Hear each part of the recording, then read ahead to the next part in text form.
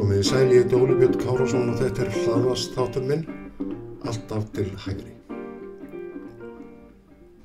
Nú aðeins nokkrir dagar til kosninga þegar þetta talað miðvikudaginn 27. nóvember. Og eftir því sem að nær dregur kosningum verða valkostir kjósenda skýrari. Slíkt heilbrigt og í rauninni nauðsynlegt.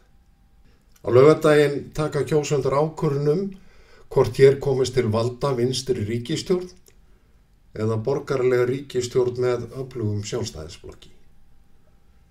Skoðanakannanir benda til að fyrri kosturum verði niðurstaðan þar sem Samfylking og Viðreisn taka höndum saman og skjóta einhverju varadekki undir. Þorgerður Katrín Gunnarsdóttir formaður Viðreisnar ánægð með samstarfið við Samfylkinguna í Reykjavík. Hún hefur lýst því yfir að flokkarnir eigi góða samleið í landsmálum. Undir þetta hefur Kristrún Frostadóttir formaður Samfylkingarinnar tekið. Þó Þorgerður Katrín og Kristrún farið að dæmi kattanna í kringum heitan graut og öllum vera ljóst hvert hugur þeirra stefnir. Þær eru með plan, vinstri stjórn Samfylkingar og Viðreisnar. Og Guðbrandur Einarsson, oddviti Viðreisnar í Suðurkjördæmi, lætur sér dreymum að Píratar verði varadekkið en útilokkar ekki Framsóknarflokkinn enda sé það sem hann segir ESB-taug í þeim flokki. Við vitum af reynslunni að ríkisstjórn býður alltaf upp á rússíbanareið fyrir almenning og fyrirtæki. Atlaga verður gerða einyrkjum og sjálfstæðum atvinnurekendum undir því yfirskini að verið sé að loka einhverju sem þeir kalla í Samfylkingunni EHF-gatinu.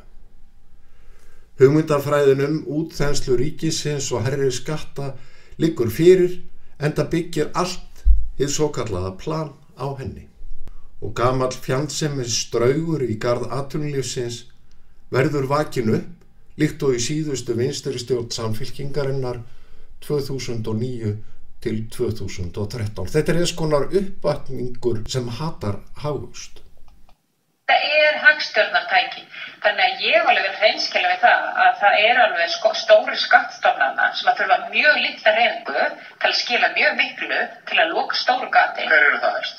Það tekjuskatturinn til dæmis bara þannig að það langstærsta einstaki skattstofn ríkisins. Það horfið það að hækka tekjuskatturinn? Ég útiloka ekkert í því samhengi.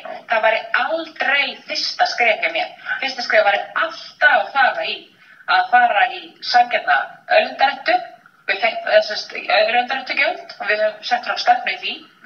Fara í að leiðrétta munin í fjármagnstekjunum og fara í húsnæðisaðgerðir. Tekjuskattinn mikið. Hvað þarf að hreyfa mikið úr honum svo að það skipta máli?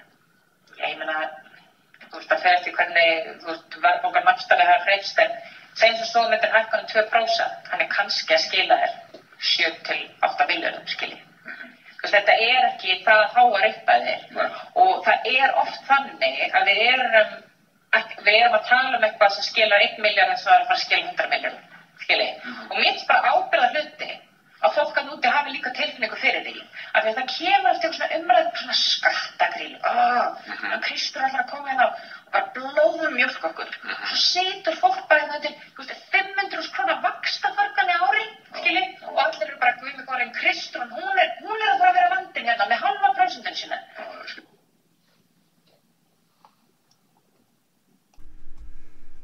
Þetta var Kristrún Frostadóttir í viðtals þætti fyrr í sumar.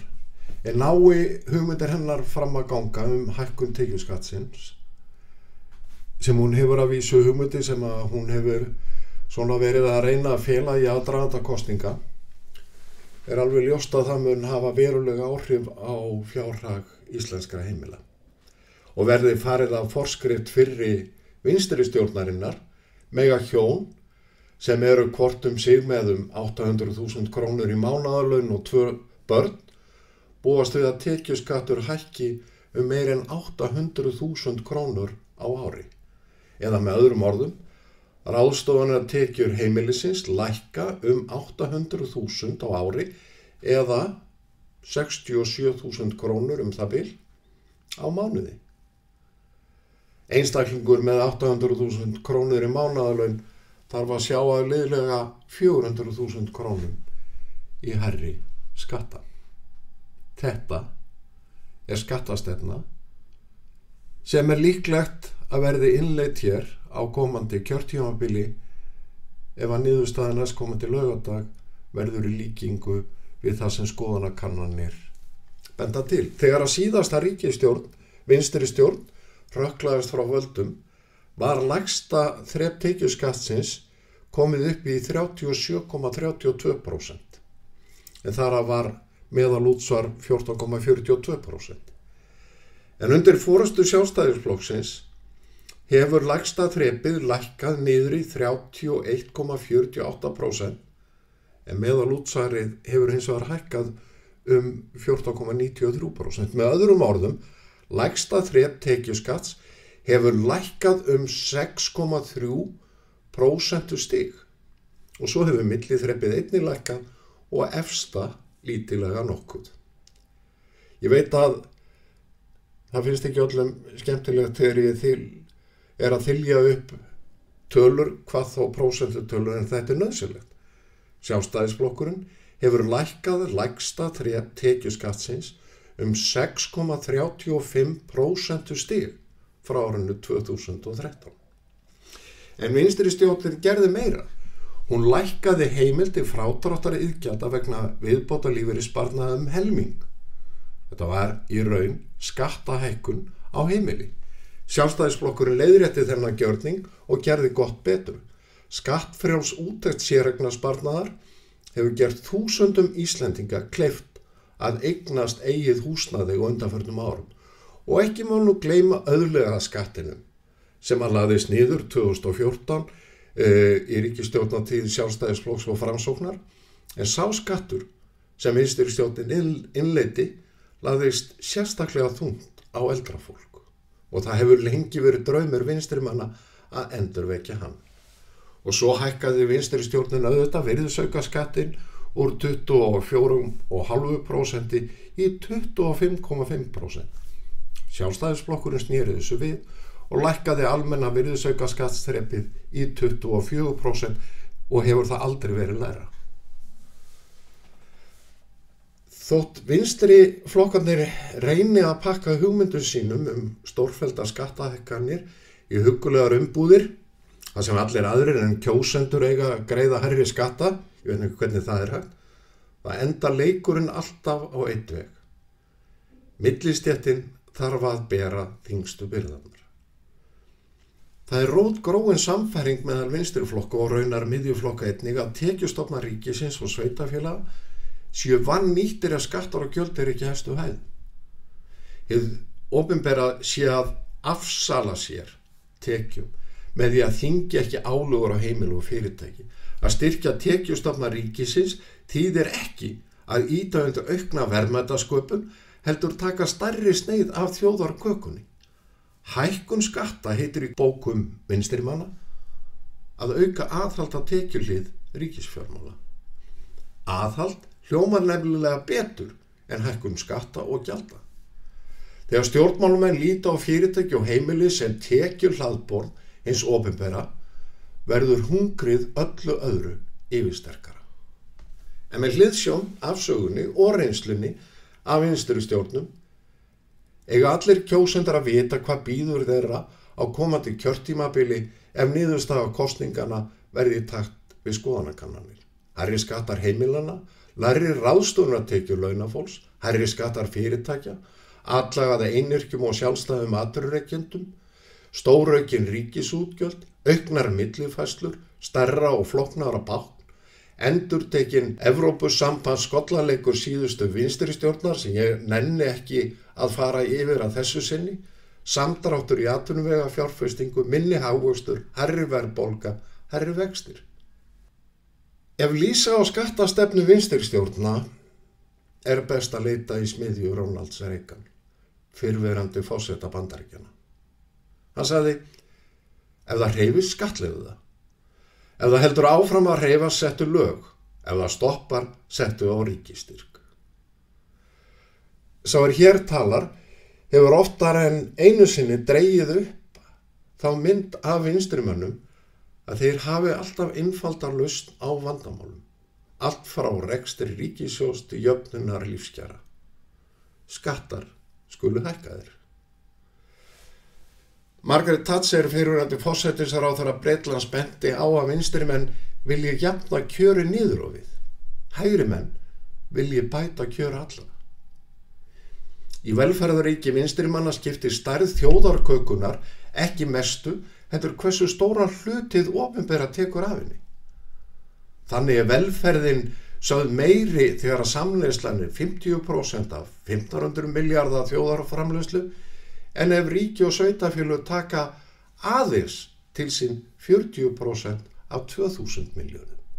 Engu skiptir þótt útgjöld hins opinbera séu 50 milljörðum meiri. Það er að segja 800 í stað 750 þegar kakan er stærri.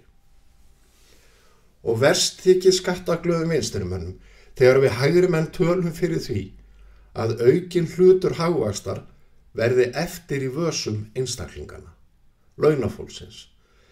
Þannig verður hlutfallsleg stærð ríkissamneyslunar af þjóðarkökunni minni þegar kakan stækkar, en enga síður verður kökusneið ríkisins stærri.